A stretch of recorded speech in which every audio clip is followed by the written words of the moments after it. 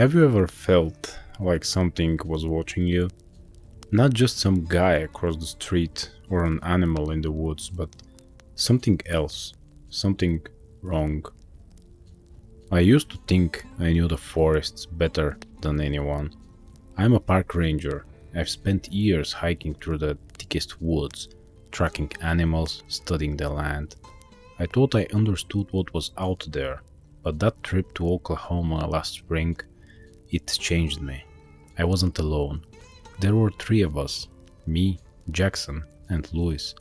We all worked in different parks across the country, but we tried to meet up at least once a year to hike together. Just a way to unwind, get away from work. This time, we picked a remote stretch of forest in Oklahoma, near the Wichita Mountains. Supposedly untouched, wild, full of things people don't get to see. It was storm season, but we figured we could handle it. The first night, the wind howled through the trees like something alive, but we laughed it off, sat around the fire, and talked about work, women, all the usual things. It wasn't until later that I remembered something I'd read, a report about strange sightings in the woods. People talked about something moving between the trees, watching, bodies turning up torn apart, bones picked clean. They called it the Wendigo. I told myself it was just folklore, old legends meant to scare people away from the wilderness. But when I looked back on that night, I wished I had paid more attention. The first sign was the stillness. By the second day, the forest had gone quiet. No birds, no insects, just the wind rattling the branches overhead. It was the kind of silence that makes your skin crawl, like nature itself was holding its breath. Jackson noticed it first. Something's off, he muttered, gripping his rifle tighter. Louis, always the skeptic, rolled his eyes. Maybe the animals know there's a storm coming. Relax. But I couldn't shake the feeling that something was near. I scanned the trees, my gut telling me to be alert. And that's when I saw it. A figure, too tall, too thin, just barely visible between the trees. I couldn't make out details, but I knew it wasn't right. It didn't move, it didn't breathe. It just stood there, watching us. Guys, I whispered. When I blinked, it was gone. I didn't say anything. Maybe I imagined it. Maybe my mind was playing tricks on me. But I kept my hand near my hunting knife the rest of the day. That night, the storm rolled in hard. Rain lashed against the trees. Thunder cracked through the sky. We set up a makeshift shelter near a rock overhang and huddled inside, trying to stay dry. The fire struggled against the wind, casting flickering shadows against the rocks. Then we heard it. A voice, faint at first, barely audible over the wind. Help me. We froze. It sounded like a woman. But we were miles from civilization. No camps nearby, no houses. Someone's out there, Jackson said, grabbing his rifle. I stopped him. No, that's not right. The voice came again, closer this time. The exact same words. Help me. It was wrong. Too monotone, too perfect, like a recording playing on a loop. And then came the smell. Rot, decay, the scent of something long dead and wet with rain. Louis gagged, covering his mouth. Jesus, what is that? We should have run then. We should have left everything behind and bolted through the trees. But we didn't. We stayed, and we let it get closer. The voice stopped. The wind howled louder. The rain coming down in sheets. We huddled in silence, listening. Then, bang! Something slammed against the trees nearby, shaking the ground. Bang! Jackson lifted his rifle. What the hell was that? Louis grabbed his hunting knife. I reached for my flashlight and shined it outside the shelter. The rain made it hard to see, but there was something moving in the darkness. A shape. Long limbs, too thin, its skin stretched too tightly over bones, grayish and slick with rain. Its head, God, its head was wrong, hollow eyes, black pits that seemed to drink in the light. And its mouth, a gaping wound of jagged teeth, curled in a smile that didn't belong on anything human. It had slammed the tree with inhuman strength. Then it turned towards us, and it spoke. But it wasn't the woman's voice this time. It was Louis's. Guys, let's go back. Louis turned white. No, that's not my voice. Jackson fired. The gunshot roared through the night, but the thing didn't flinch. It only cocked its head, its twisted grin growing wider. Then it moved, fast, too fast. It lunged at us, and we barely had time to react. Louis slashed with his knife, but it batted him aside like a rag doll, sending him crashing into the mud. Jackson tried to fire again, but the thing was already on him. I grabbed a burning branch from the fire and swung. The flames licked its skin, and for the first time it let out a sound, a shriek, high-pitched and inhuman, like 1,000 voices crying out at once. It recoiled, its hollow eyes flickering with something I almost mistook for fear. This was our chance. "Run!" I yelled. We bolted through the storm, slipping in the mud, barely able to see. We didn't stop. We didn't look back. The thing followed. I could feel it, hear its footsteps in the rain. But it didn't catch us. We reached the truck, dove inside, and slammed the doors. Jackson fumbled for the keys with shaking hands. The engine roared to life, and we tore out of there, the headlights cutting through the downpour. I looked back just once. It stood there at the edge of the trees, its hollow eyes locked onto mine, smiling. We never talked about it after that, not really. Louis left the country a few months later. Jackson quit his job and moved to the city, away from the woods. As for me, I still work as a ranger. I still hike, but I never go into the forest alone, and I never, ever ignore the silence, because I know now, when the woods go quiet, something else is listening, and it's waiting. I don't know if I'll ever go back to Arizona. Hell, I don't know if I'll ever go out fishing in a remote place again. You know, I used to think I was good at keeping my cool.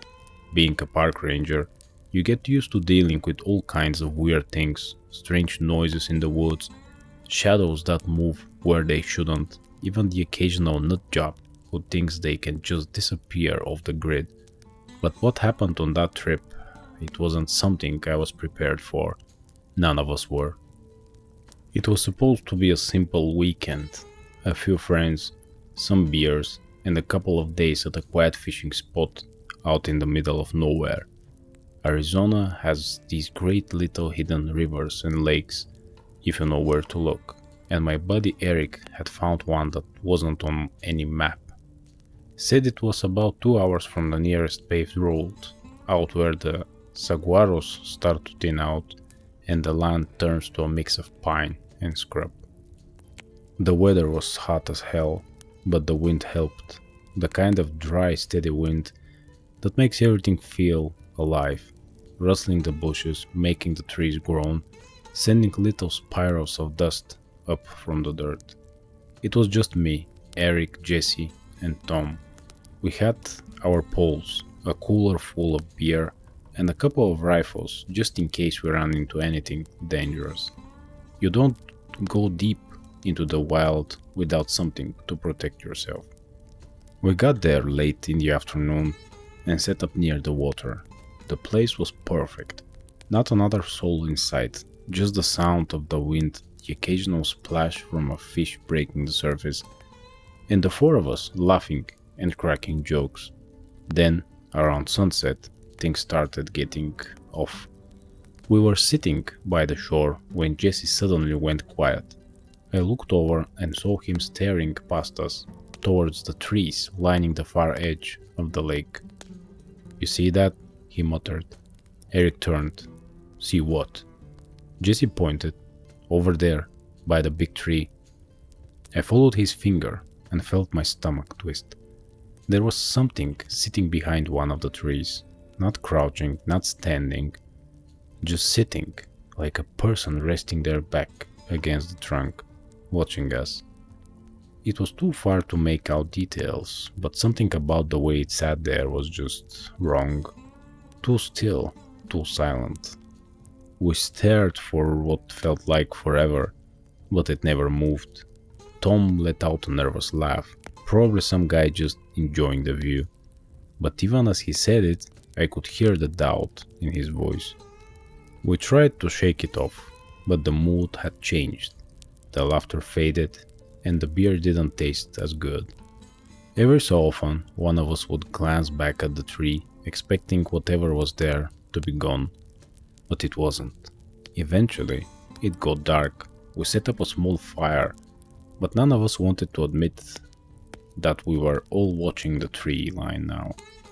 The wind had picked up, whistling through the trees, making it impossible to hear anything beyond our own nervous breathing. Then, around midnight, something slammed into Jesse's truck, hard. The whole vehicle rocked like something massive had just body-checked it. We jumped up, grabbing our rifles. Jesus Christ, Eric shouted, pointing his flashlight toward the truck. Nothing was there. No footprints, no sign of anything, just the wind howling through the empty landscape. But then, we heard it. Low, deep, a growl that didn't sound like any animal I'd ever heard before. It came from the trees, from the same spot where that thing had been sitting. Jesse, shaking, pointed his rifle toward the darkness. Who's out there? No answer, just that growling, rising into a wet, rattling snarl. Then, movement. A shape huge and fast darting between the trees. The flashlight barely caught glimpses, dark fur, long limbs, something that looked almost like human, but moved like it wasn't supposed to. And then the smell hit us. Rotting meat, blood, wet fur. Back to the truck, I shouted. We ran. I don't even remember getting into the truck, only the feeling of my hands shaking as I fumbled with the door handle.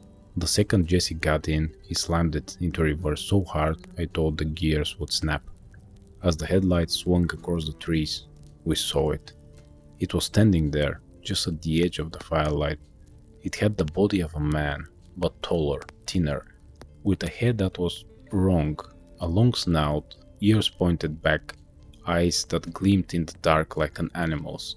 Its hands weren't hands at all, but massive claws that ended in ragged, blackened tips.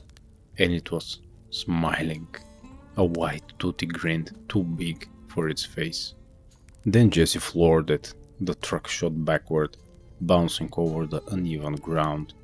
The thing didn't chase us, but I swear I could still feel it watching us as we sped away, tires kicking up dust. We didn't stop until we hit the main road. Just kept driving, silent, until we saw the lights of a small diner and pulled in. Nobody said a word for a long time. Then Eric, still pale, looked at me and muttered, "What the hell was that?" I didn't have an answer. Still don't. But I'll tell you this. Whatever's out there in those woods, it's watching, waiting. And if you ever find yourself out in the middle of nowhere and get that feeling, that awful gut-deep feeling that something's sitting just beyond the trees, watching, don't wait around to see what it is. Just run. Welcome everyone. Thank you for tuning in. My name's Nick. Today we have some random ranger stories. From the last story, it seems that it's good to have your truck right next to you so you can escape quickly.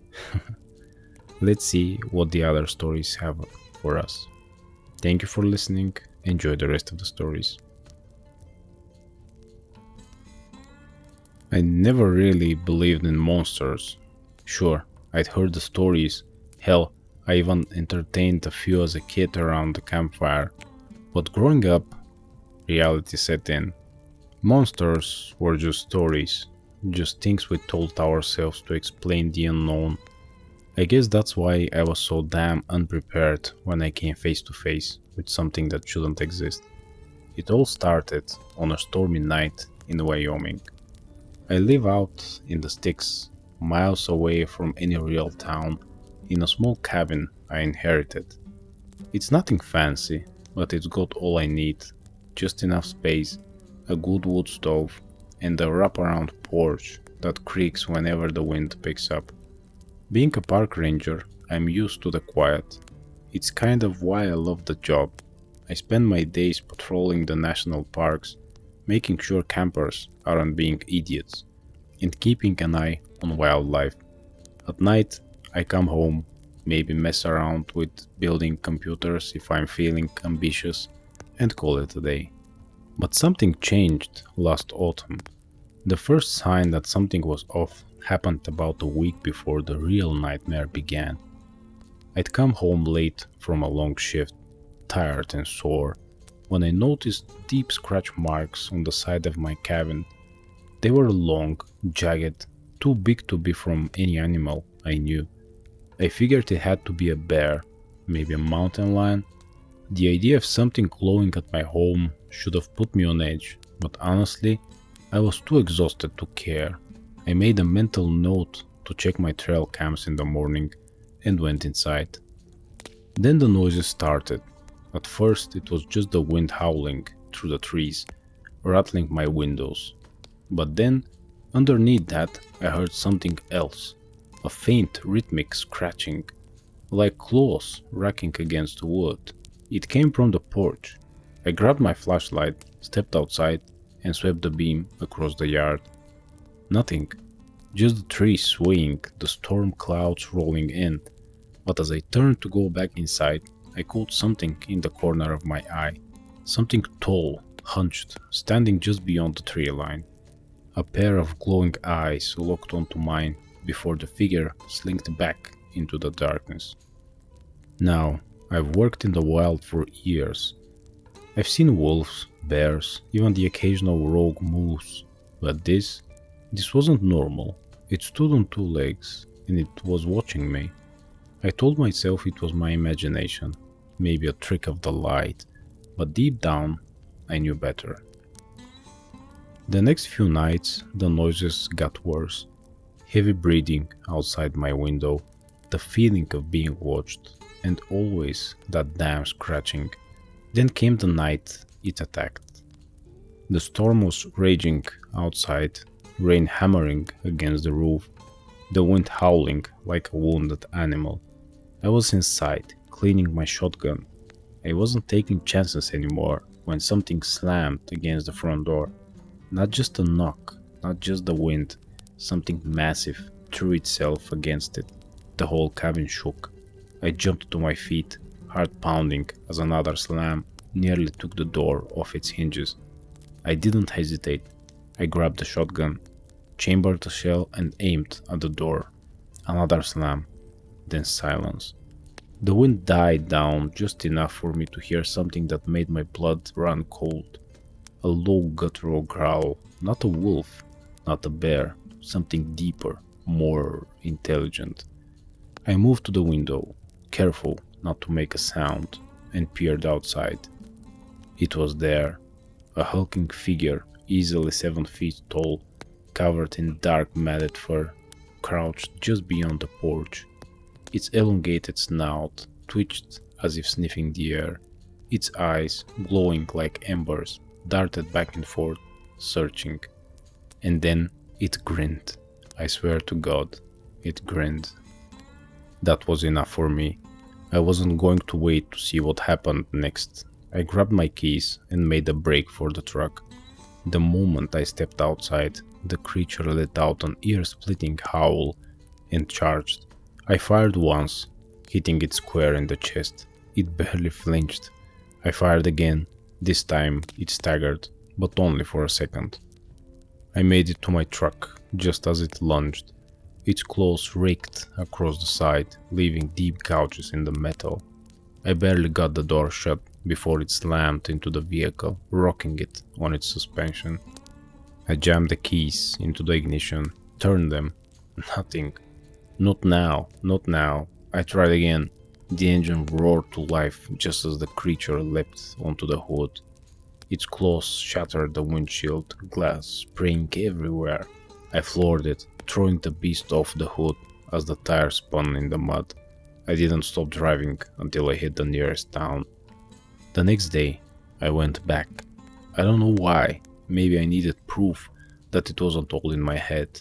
But when I got there, the place was trashed. Deep claw marks covered the walls. My porch was in splinters, and the truck dented, windshield shattered, massive claw marks down the side. I filed a report with the sheriff, but what was I supposed to say?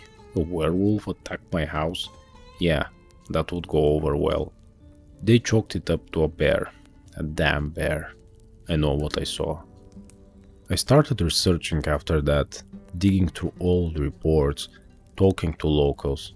Turns out there have been sightings like mine. For decades, stories of a massive wolf-like creature prowling the Wyoming wilderness. People who saw it and never came back. I moved after that, sold the cabin, packed up and left. Some nights when the wind howls just right, I swear I can still hear the scratching, still hear the growl, and I wonder, did I escape, or is it still out there, waiting for me to come back? Do you ever watch those videos online about Bigfoot?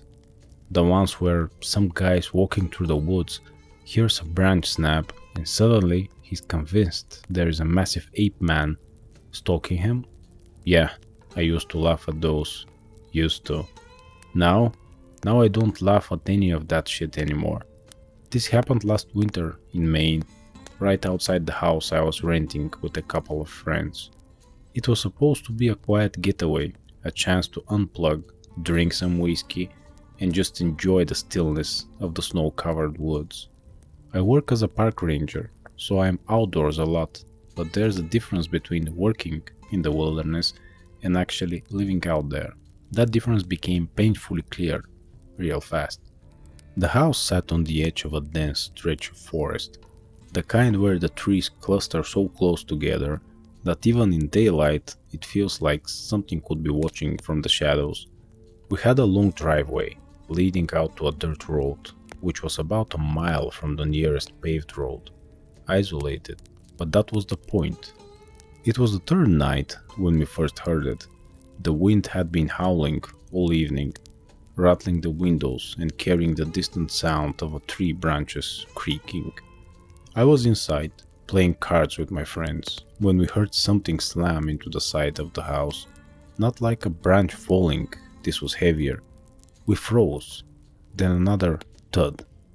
"Damn dear," Carter muttered, getting up to check the window. But the look on his face when he pulled back the curtains, that wasn't just a deer expression. "There's something standing by the trees," he whispered. We all crowded around. At first I didn't see anything, but then movement. A shape, tall and broad, half hidden behind a tree. The porch light cast just enough glow to outline its form. It was big. Too big. We stood there, watching, expecting it to move, but it just stood there, watching us back. After what felt like forever, Carter grabbed the flashlight from the counter and flicked it on. The beam cut through the dark, landing right on the thing behind the tree. That was the first time I saw its face. I don't know how to describe it in a way that does it justice. It wasn't human, and it wasn't an ape either. Its head was too large, its eyes set deep, glowing faintly in the light, but it was the mouth that got me. It was slightly open, and I swear I saw teeth. Sharp, yellowed, and way too long. The second the light hit it, the thing let out a low guttural growl and disappeared into the woods. Not ran, disappeared. Like 1 second it was there, the next gone. None of us said a word. We just backed away from the window and locked every door in the house. We should have left then. That night, none of us slept well. Every so often, I thought I heard something outside. Faint crunching in the snow, the occasional snap of a branch. Around 3 a.m., I got up to use the bathroom. The wind had died down a little, and everything felt too quiet. I was washing my hands when I heard it. Something slammed into the side of the house, hard. I ran back to the living room, where Carter and Jake were already up, looking just as freaked out. "What the hell was that?" Jake whispered. Before I could answer, bam! Something hit the house again, shaking the walls. This time, it was followed by scratching, long, deliberate scrapes against the wood. Then we heard the footsteps. Heavy, crunching footsteps circling the house. I grabbed the shotgun we'd brought for protection, and Carter picked up an old hunting knife from the counter. We weren't going down without a fight. The thing circled us for what felt like an eternity. Every now and then we'd hear a deep rattling breath near one of the windows. It was toying with us. And then silence. Nothing. No wind, no footsteps. Just absolute suffocating silence. Jake, being the dumbass he is, decided to peek out the window. The second he did, something massive slammed against the glass. We all screamed, stumbling backwards as the entire house shook. The window cracked but didn't break. Outside, through the fractured glass, we saw it. Bigfoot. Only it didn't look like any Bigfoot I'd ever seen in documentaries. It was hunched, its fur matted with what looked like dark wet patches. Its face was twisted into something almost angry. And then it moved.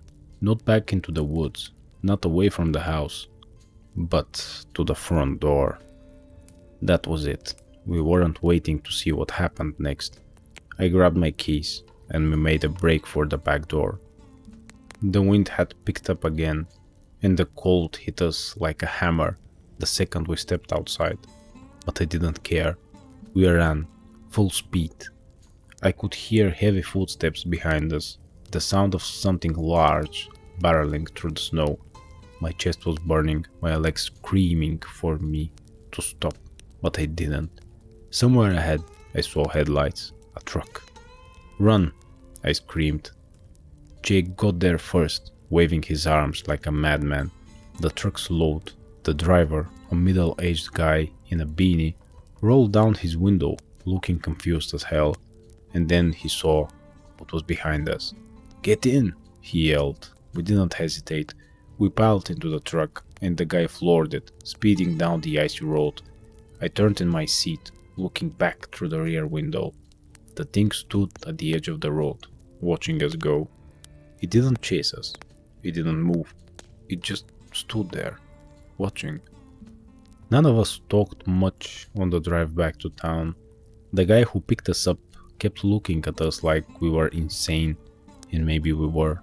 The next morning we went back to grab our stuff. The house looked untouched, but when I checked the area where we first saw it, I found something. Footprints. Massive, deep prints in the snow, leading into the trees. We never spoke about it again.